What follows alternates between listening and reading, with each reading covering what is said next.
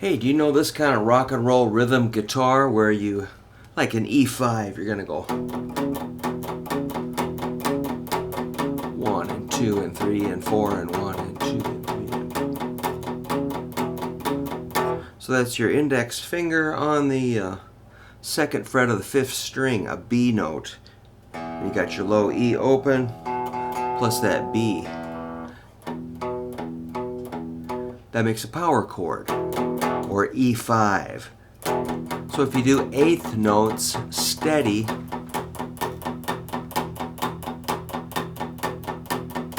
kind of simple, but there's an art to it. Keep it going, don't stop. So I'm palm muting slightly here at the bridge with the side of my hand on the bridge versus... I just like a little bit of palm muting for control. So, I'm adding my ring finger to the fifth string, fourth fret, which is a sixth interval on the strong beats. 1 and 2 and 3 and 4, and so the 2 and the 4.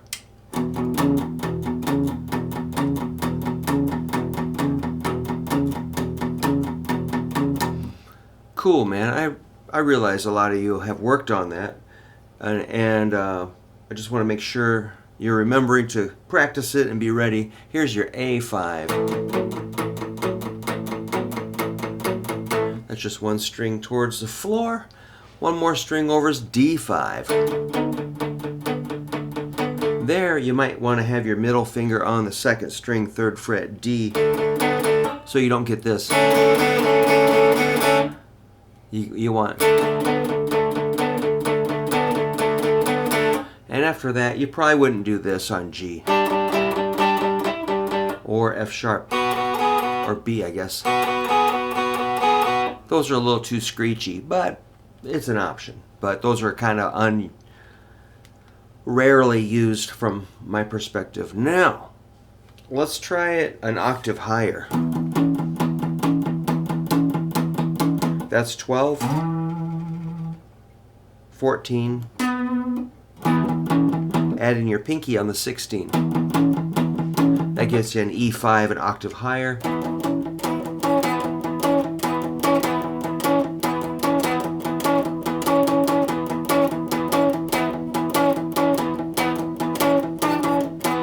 You can do some extra pinky dance with that.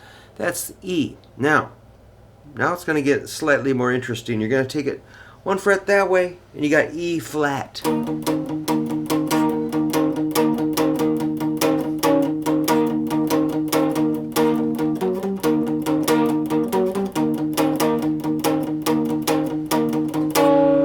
So I was adding a few more notes, but generally keep the same idea going. Let's take it down one fret to D.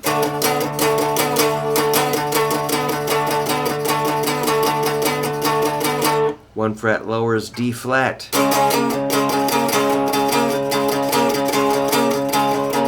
And you know where we're going after that, down to C. B. B flat. A flat. G. G flat. And F.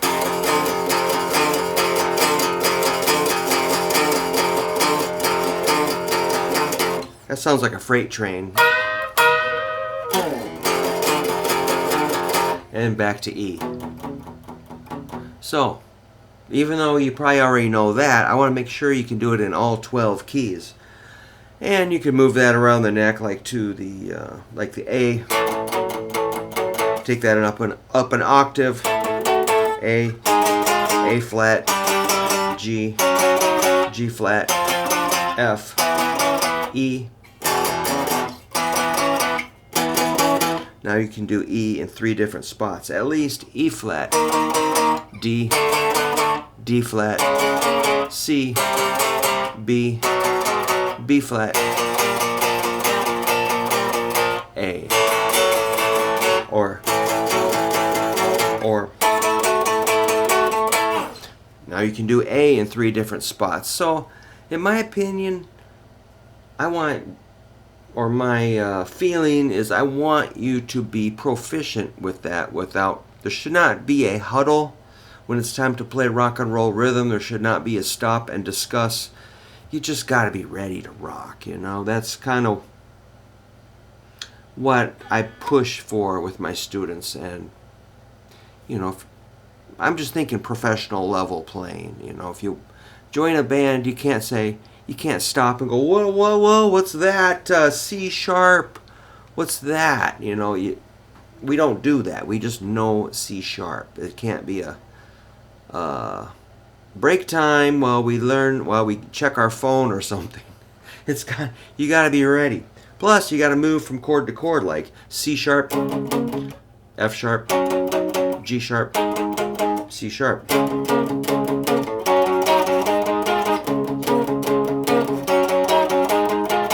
It just has to be instinctive. So, I don't mean to come off as Mr. Heavy here, but that's kind of what I do. If I'm going to join a band or jump in on a gig or record or write a song, I have to know these fundamentals. And that's why I have this channel, to make sure people are kind of rising up with and are ready to do what it takes for some basic rock and roll. 50s rock and roll, 60s rock and roll, 70s rock and roll, 80s stuff, or whatever happened after that. I kind of lost track, but any kind of basic guitar music, you need to know your chords and rhythms, and a lot of it's simple. Once you get this down, it's just like really easy. So I'm just trying to get you over the hump with that. So keep hammering on it. If that's a big stretch, start high and work it down. Fool yourself into doing the F is giant. Up here, this is pretty small. The frets get bigger down here. So start here and work your way down gradually until you can expand your hand. And remember, I'm just a tiny person. My hands are little tiny baby hands. I don't have big hands. So stop thinking about your hand size. It don't matter. Unless you have giant hands or you're injured or deformed, you're probably okay. All right. Enough of that. So get out there and rock and enjoy your guitar.